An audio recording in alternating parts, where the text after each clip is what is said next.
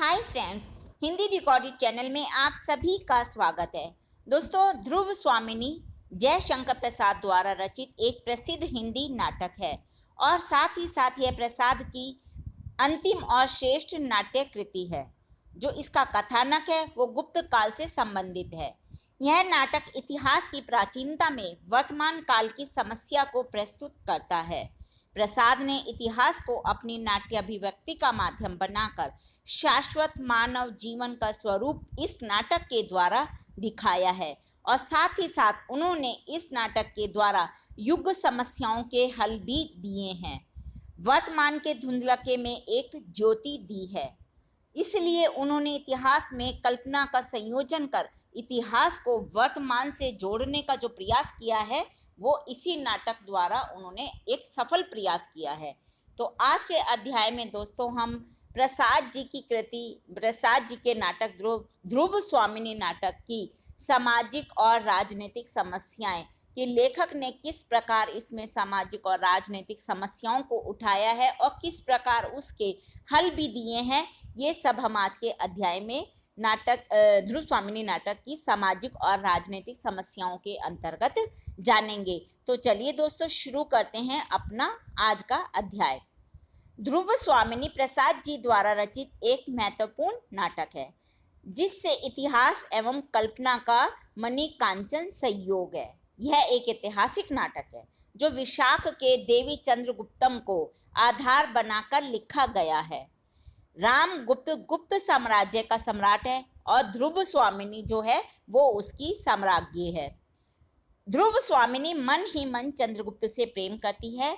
इस नाटक में प्रसाद जी ने पुरुष के अंकुश में डूबी हुई नारी के मोक्ष का प्रयास भी दिखाया है और इसके साथ साथ उन्होंने समाज में फैली सामाजिक और राजनीतिक समस्याओं को भी इस नाटक के द्वारा पाठकों तक पहुंचाने की कोशिश की है। अब हम सबसे पहले जानते हैं इस नाटक में सामाजिक समस्याएं। दोस्तों, जब इस नाटक का आरंभ होता है तो वो एक ऐसी विवाहित स्त्री से होता है जिससे पति ने आज तक प्रथम संभाषण भी नहीं किया है। जो ध्रुव स्वामिनी है ये पहले शकराज की मंगेतर थी और लेकिन वह प्रेम रामगुप्त के छोटे भाई चंद्रगुप्त से करती थी। लेकिन क्या होता है, कुछ राजनीतिक शर्तों के कारण उसका विवाह रामगुप्त से हो जाता है और विवाह के बाद वह अपने अतीत को भुलाने की कोशिश करके और शांति से गुप्त कुल में अपना जीवन यापन करती है। पर उसका जो पति है रामगुप्त वो तो उस पर हमेशा संदेह ही करता रहता है और सोचता है कि यह अभी भी चंद्रगुप्त से प्रेम करती है, इसीलिए उसके साथ हमेशा बंदनी जैसा व्यवहार ही वो करता है।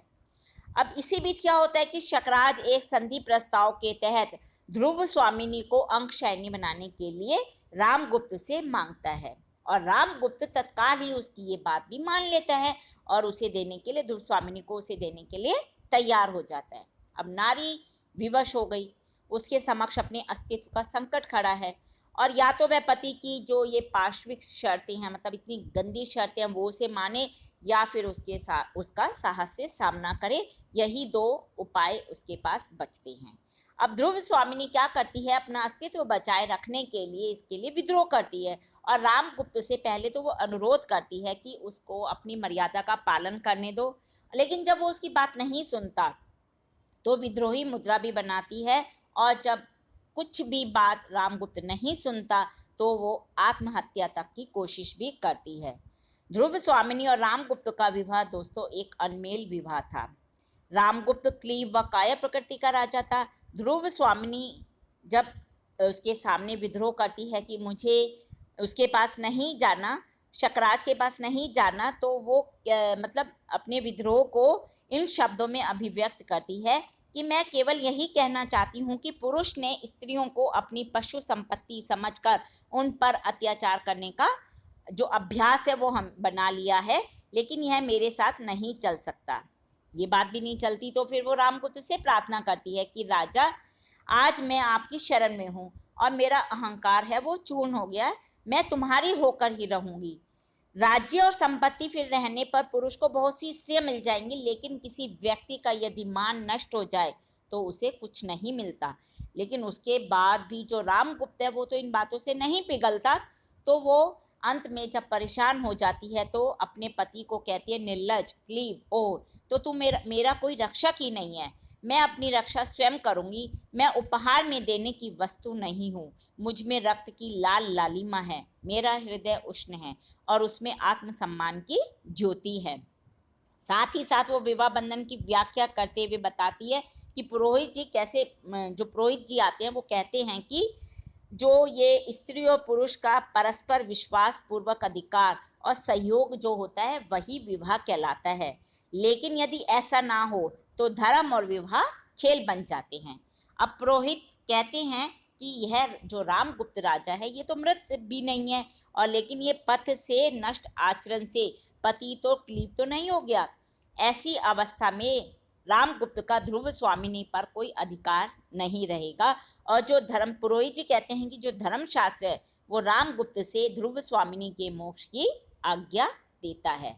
तो दोस्तों इस प्रकार इसमें दिखाया है प्रसाद जी ने कि किस प्रकार नारी को वो अपनी बंदी मानते हैं और राजा किस प्रकार अपने अपने साम्राज्य को बचाने के लिए अपनी पत्नी को किसी को भी देने के लिए, उपहार के तौर पर देने के लिए स्वीकार कर लेते हैं, मान जाते हैं। पर क्या स्त्रियां इंसान नहीं है? क्यों उनको उपहार के तौर पर राजा दे सकते हैं? यही समस्या प्रसाद जी ने अपने इस नाटक के द्वारा उठाने की कोशिश की है। राजनीतिक समस्याओं के विषय में भी जानते हैं दोस्तों। राजनीतिक जो ये ध्रुव स्वामिनी नाटक है, चाहे ये एक समस्या नाटक नहीं है, लेकिन फिर भी हम देखेंगे जब इस नाटक को, तो इसमें जो समस्याएं हैं वो जीवंत उठाई गई हैं। इसमें सामाजिक समस्याओं के साथ साथ कुछ राजनीतिक समस्याओं को भी नाटककार ने उठाया है। प्रसाद जी ने कई स्थानों पर राजनीतिक व्याख्या भी की हैं। जैसे मंदाकिनी एक जगह पर कहती है कि सच में वीरता जब भागती है तब उसके पैरों से राजनीतिक छल छद धूल सब उड़ जाती है। उससे यह स्पष्ट होता है कि राजनीति सिर्फ छल और कपट का खेल है।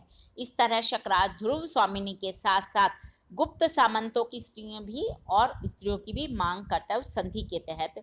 तो शिखर स्वामी जो होता है वो कहता है कि जो इसकी ये जो मांग कर रहा है ये तो एक राजनीतिक मांग है, और उसके अनुसार भी राजनीति के सिद्धांत पे राष्ट्र की रक्षा करना जो है, सब उपायों से राष्ट्र की रक्षा करने का आदेश है, चाहे उसके लिए राजा को रानी, कुमार, अमात्य सबका विसर्जन करना पड़े, लेकिन जो राज का विसर्जन है वही राजनीति में अंतिम उपाय माना जाता है, ऐसा वो शिखर स्वामी कहता है।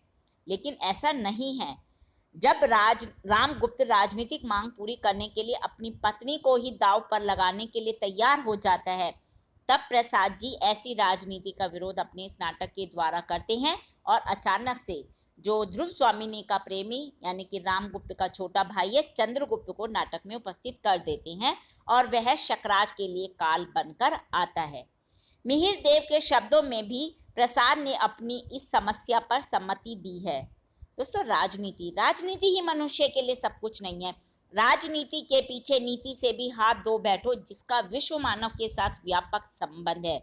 नीति होना जरूरी है, ना कि राजनीति। राजनीति की साधारण छलनाओं से सफलता प्राप्त करके क्षण भर के लिए तुम अपने को चतुर समझने की भूल कर सकते हो, परंतु इस भीषण संसार में एक प्रेम करने वाले हृदय को खो देना सबसे बड़ी हानि है। और प्रसाद जी कहते हैं कि उनके अनुसार राजनीति दिलों को जोड़ती नहीं तोड़ती है। यानी कि इस नाटक में प्रसाद जी ने राजनीतिक समस्याओं को व्यापक रूप से पाठकों के आगे पहुंचाया है। अब जो वृद्ध सामंत जन होते हैं उनकी जो परिषद होती है वो एक निर्णय लेती है और कहती है कि अनार्य पतित क्लीव रामगुप्त गुप्त साम्राज्य के पवित्र सिंहासन पर बैठने का अधिकारी नहीं है। इसी तरह जब राजा अहंकार का शिकार हो जाए और अपना जो राजस्व बनाए रखने के लिए घटिया हथकंडे अपनाने लगे और निरीह लोगों की हत्या करने पर उतारू हो जाए, और या फिर अपने साम्राज्य की जो औरतें हैं, उन स्त्रियां हैं, उनका आदर सम्मान ना करे, उनको उपहार स्वरूप देने लग जाए, इस तरह की जब कोई राजा हरकतें करने लग जाए, इस तरह के काम करने लग जाए, तो राजा से उसका पद छीन लेना चाहिए। तो दोस्तों निष्कर्ष रूप में हम कह सकते हैं कि ध्रुव स्वामिनी नाटक इतिहास के माध्यम से युग की मानसिकता का प्रतिध्वनित करता है। यानी कि उस समय युग में किस प्रकार की मानसिकता फैली हुई थी, किस तरह से एक राजा के विचार थे जो राजा अच्छा राजा नहीं था, रामगुप्त जैसा राजा वो किस तरह के विचार रखता था। वो अपनी पत्नी को उपहार तो स्वरूप देने के लिए तैयार हो जाता है। तो इस तरह उस समय की जो मानसिकता है उसे प्रसाद जी ने अपने इस नाटक के द्वारा उठाने की कोशिश की है।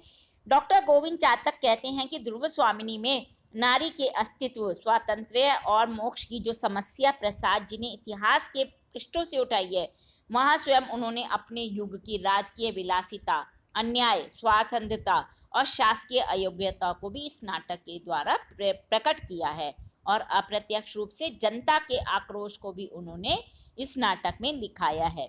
और इसी धारणा के कारण प्रसाद रामगुप्त की हत्या चंद्रगुप्त से नहीं करवाते बल्कि सामंत कुमार से कराते हैं। यानी कि जब रामगुप्त को मारना होता है तो प्रसाद जी चंद्रगुप्त को से उसकी हत्या नहीं कराते अपने नाटक में, वो सामंत कुमार से उसकी रामगुप्त की हत्या करवाते हैं। यद्यपि ऐसा करके वो इतिहास की रक्षा नहीं कर पाते हैं। तो दोस्तों, ये हमने जानी ध्रुव स्वामिनी नाटक में सामाजिक और राजनीतिक समस्याओं को प्रसाद जी ने किस प्रकार अपने पाठकों के आगे रखने की कोशिश की है और काफ़ी हद तक वो सफल भी अपनी इस जो कोशिश में है वो काफ़ी हद तक सफल भी होते हैं। तो दोस्तों, ये आज के अध्याय में हमने ध्रुव स्वामिनी नाटक की समस्याओं पर चर्चा की। हिंदी भाषा के और भी प्रमुख विषयों पर हम अपने आगे के अध्याय में समय समय पर चर्चा करते रहेंगे। उसके लिए आपको मेरे इस चैनल को लाइक और सब्सक्राइब करना होगा। दोस्तों, साथ ही साथ आप अपने मन में उठने वाले किसी भी प्रश्न को कमेंट बॉक्स में मुझसे पूछ सकते हैं। मैं शीघ्र ही उसका उत्तर देने की कोशिश करूंगी। धन्यवाद दोस्तों, आपका दिन शुभ हो।